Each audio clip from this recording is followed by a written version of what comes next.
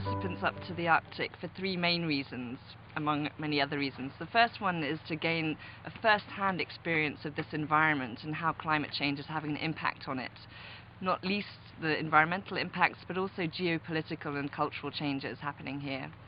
The second reason is to give them the opportunity to share examples and experiences of climate change activities that they are already involved with back home.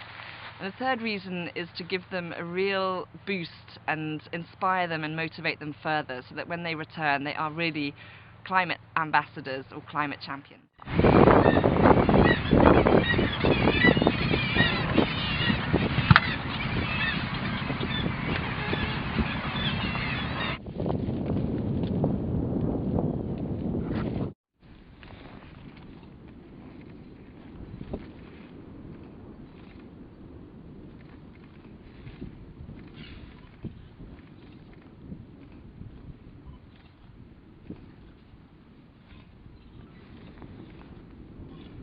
I think experience in the Arctic has made it very clear to me how important this region is and how much it means for, I'm not going to say all of humankind, but it's close to, that we get together and cooperate on this matter, because it's so closely connected to everything that we do in our daily lives. And I think that when I get back home, I'm going to use a lot more of my time, if not every second, trying to communicate this experience and trying to get everyone else to understand how important this region is and how important it is that we focus on what's happening here and what's being done.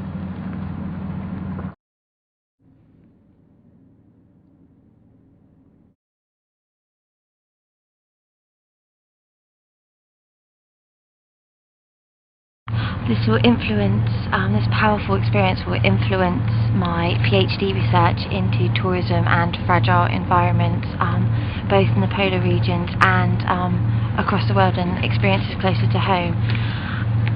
And there's just a need for this research. There's a need to get the most out of these expeditions, to really use this inspiration and motivation that people get from these places and really transfer that into powerful changes once they're home.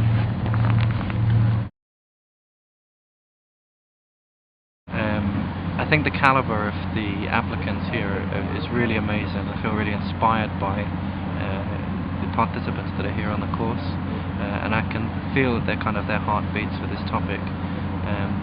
So I see that the information that they're getting here is giving them real kind of solid content to be able to go on and maximize how they can teach and show people about the Arctic. I think people are going through personal changes.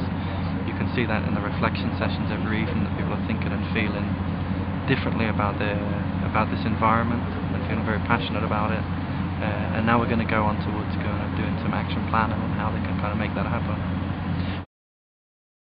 For me, it's a very strong motivation and source of inspiration here. I have been studying and reading a lot about those places, and I have never been so close in the Arctic, and specifically in such a fragile, vulnerable and maybe beautiful environment at the same time. So it's a very strong source of motivation for me to do more, to maybe preserve a place. But also in terms of what concretely I would like to do, I think here I have experienced personally how important is it for people to really connect directly, maybe through more than one sense, for instance, like feeling, hearing, touching and seeing the environments. And I would like to be able to share this more with other people. And I live in northern Finland, in Lapland, so it's also a little bit the Arctic already. And I think that what I would like to do is to try to give more people the opportunity to have this direct connection with a vulnerable and beautiful environments. And I'm probably living in a place that really, where I could really have people come and have this experience there. So I would like to try to get more people visit, feel and experience the environment, and then make the connection about what they could be doing then to keep this environment as it is. Yes, before coming here I didn't realize how it could influence me, and I didn't realize with which thoughts and feelings I will have to deal here, because there are so many things that I'm thinking when I'm here, and I guess it will have a big influence on my private and professional life. I'm working with projects which are connected with sustainable development and Earth observation, which are this is satellite Earth observation. And I think after this travel I will very much expand my activity also on the Arctic issue. This is such an overwhelming beauty here that I don't know even how to describe it. I had this one moment yesterday when I was just walking, and I tried to describe it to myself and I couldn't, so I just started to cry because it was so beautiful. It's just a moment that I will probably remember for a long, long time. Just right now here in the Arctic, and it's a very incredible, inspiring environment because it's just so fragile and the whole world kind of circles around the Arctic, and I will take this experience back because it has inspired me so much that I want to demonstrate or show to other people how they can experience their local environments in that way, because often in towns and cities that we live in, we are so far apart from the environment, and it's incredibly inspiring if you experience how you can reconnect to nature and maybe create then a more sustainable society and economy. We came here up and we saw this magnificent landscape, and this is certainly motivating for my work that I'm doing in my NGO for the non-formal education on climate change we are doing. It's incredibly overwhelming, the beauty, the silence, the roughness, and it really makes me humble as a person, but also as a position I have in a society or in a world. What I really would like to take back to the Netherlands is that I work in a business environment, I work in a business, I work together with businesses, and we always try to find added value, and this added value is mostly focused on added value as a wealth, in terms of money. What I would really like to take back and try to urge is also incorporate other added values in this process. Added values maybe on a personal level, like personal wealth, but also added value as an externality to nature, or an externality to things surrounding product, services and monetary systems.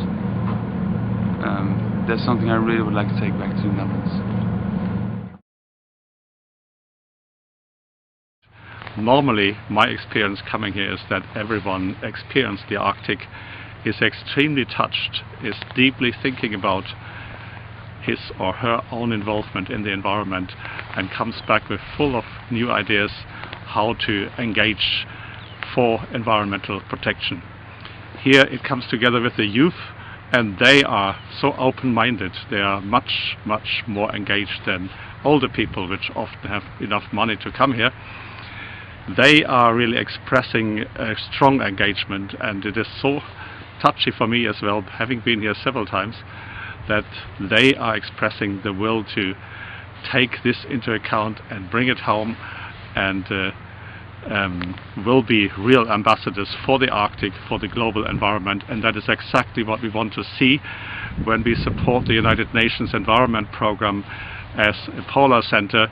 We want to use this region also to make clear that this region and the people and the governments working here have a responsibility for the entire world and should lead the best examples of environmental policy.